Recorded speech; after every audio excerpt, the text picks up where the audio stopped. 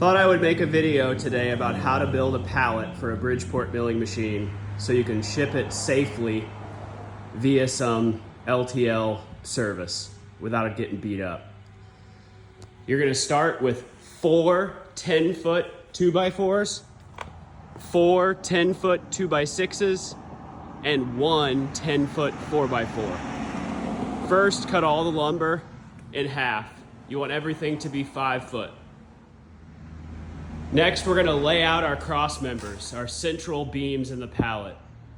You want a 2x4 standing on edge on each side, followed by a 4x4, and then your middle beam is gonna be 2 2x4s nailed together like that, standing on edge.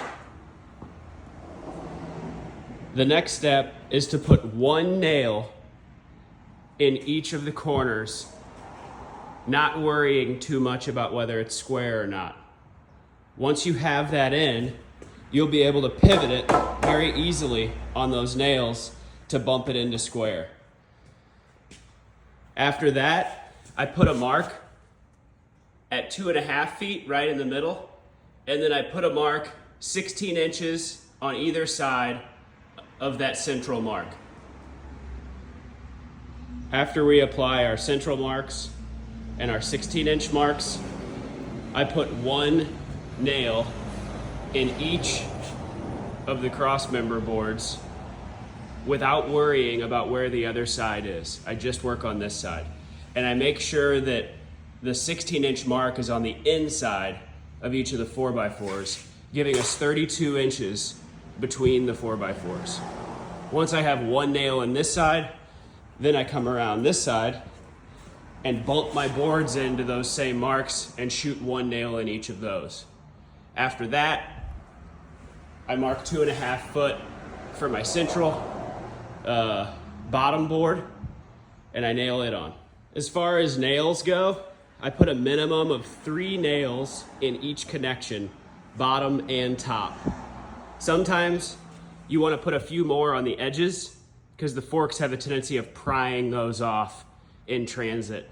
Also, make sure that when you nail it, don't just nail them all straight down, nail them at opposing angles. So sometimes what I'll do is I'll come in this way for the side nail, then quite separately I'll come in this way for this nail, and then I'll come in at an angle towards myself for the other nail. That way it can't pull straight out. So you got minimum 3 nails each connection. So the bottom's done, now we'll flip it over. After you flip the pallet over, you start by putting 1 of the 5-foot 2x6s on the edge, square it up with the end boards, and put 2 nails in it. I usually do 1 in each of the 4x4s. As you go across, you use 1 of the 2x6s standing on edge to space the boards 1.5 inches between each board. Do 4 from one side to the center, and then stop and go to the next side, and do 4 from that side to the center, and you should have a gap in the middle once you're done with that. So when you're done with these steps, this is what it should look like. 5 foot by 5 foot, 32 inches between the 4x4s, and you should have 1 5-foot 2x4 left over. In addition to that, make sure the lumber yard, when they deliver your material, give you 2 little sticks to put the lumber on, because we're gonna use those for something later. So now the machine is on the pallet. Obviously, you want it centered this way. You're gonna put the machine in line with the cross members in the center. As far as centered this way, you have 1 board gap, 2 board gaps, and then you split the 3rd board. And what that does is that puts your Y-axis handle about 3 inches on the inside of the pallet edge. And then the back one falls where it does. 2nd board, split the 2nd board. You use that last extra 2x4 section to cut it 2 small sections, 2 large sections. The small sections go on either side between the straps, boxing it in from the base so it doesn't shear. And the longer sections go on each end. Finally, to tie the machine down, you use 2 2-inch ratchet straps, J-hook style. What you do is you loop the one side through onto the 4x4 like this. Don't go all the way under the pallet. Just loop it through just on the 4x4 and hook the hook back to the strap, and make sure you have a good hook on it. Don't like do something stupid where it's gonna slip off. Okay, and then you run that strap up and over, and then if you get the 27-inch straps, then you're able to cut the excess off, and you can split the excess of one of the straps into 2 pieces about 6 feet long each. And then you're able to tie loops with a square knot, and you loop those through the other side so that you can hook your ratchet strap to that loop. That way you don't have to go and buy and spend money on like eye hooks or something like that. And it actually secures it to the 4x4. So you do that in 2 places. One right in the middle there, that's why we left that gap so you can access it easy.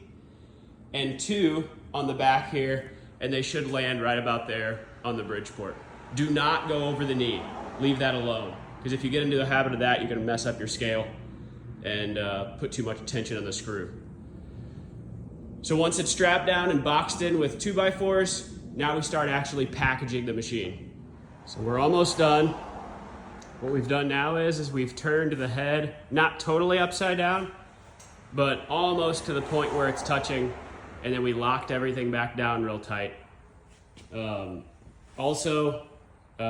table goes just about in the middle of the travel, and the handles all get turned around, even the knee handle. And you want to make sure that all of the edges are inside of the boundaries of the pallet. That's very important if you are to claim insurance if something would happen. Once you have this done, oil the metals down real good, because sometimes when they sit in the warehouse they can sweat, and a customer will get their machine and there'll be like a light dust of rust on it. It looks terrible. Once you get it all oiled up, now it's time to shrink wrap. Okay, so that's it. All shrink wrapped. Once I shrink wrap, then I take box tape and I stick it to the outside and just kind of run strips, like just run multiple strips down it to kind of hold everything together. If you get like little rolled up saran wrap like this as you go, which you will, if you don't tape those, they end up rolling around and everything kind of comes apart. I also put tape on all the little edges. Like you can see here, I put a piece of tape over this, put a piece of tape over this, put a piece of tape over anything that could poke through. And then that way when it arrives, it's not all battered. Nobody wants to unpackage something like that. In addition to that, I mentioned to save these little sticks, and what I use those for is blocking. So like for instance, what do you do with this, right? Super spacer, it's like 150 pounds. So I just sit it there and block it in. And then in addition to that, you can put boards on the bottom of boxes and nail the boards inside the box, nail it down to the pallet, and now you have a very secure thing to put parts in, tooling, whatever. So anyway, hope you liked the video. Tried to keep it as short as possible, but also have it informative. So there you go. That's how to package a Bridgeport for LTL shipping.